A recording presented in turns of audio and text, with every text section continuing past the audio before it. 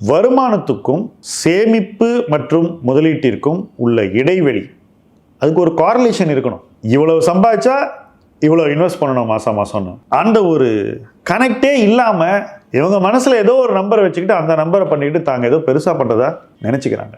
2 பேர் 2 லட்சம் சம்பாதிக்கிறாங்க மாதம் 2 பேரும் அதே சேலரி.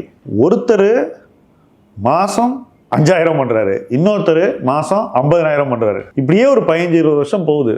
இவங்க வருமானம் கரெக்டாக அதே அளவு உயர்ந்துக்கிட்டே வருது வருஷம். ஒரு சேஞ்சும் இல்லை இன்கம்ல. 2 பேரும் பேரலாக ஒரே மாதிரி கேரியர் ப்ராக்ரஷன், ஒரே மாதிரி வளர்ச்சி. 20 வருஷம் கழிச்சு ஒரே அளவு கரியரில் அச்சீவ் பண்ணியும் 2 பேருக்கும் நடுவில் வெல்த்தில் எவ்வளோ கேப் வரும்னு கொஞ்சமாவது உங்களால் யோசிச்சு பார்க்க முடியுதா? இப்போ இந்த 2 பேரை கடந்து ஒரு 3வது நபரை நுழைக்க போகிறேன். அவர் 50% சேவ் பண்ணுறாரு, அதே சேலரி, மாதம் 1 லட்சம் போட்டுக்கிட்டே இருக்காரு, வருஷத்துக்கு 12 லட்சம், 20 வருஷத்துக்கு இந்த மாதிரி சேவ் பண்ணுறாரு. இவர்கிட்ட இருக்கக்கூடிய வெல்த் இந்த மற்ற 2 ஃப்ரெண்ட்ஸை விட பல மடங்கு அதிகமாக இருக்கும். அதை உணராமல் இவங்க 20 வருஷம் ஓட்டிடுறாங்க. இது ஏதோ கடந்த 20 ஆண்டு கால வரலாறு, வருங்காலத்துக்கு பொருந்தாது அப்படின்னு நினைக்காதீங்க.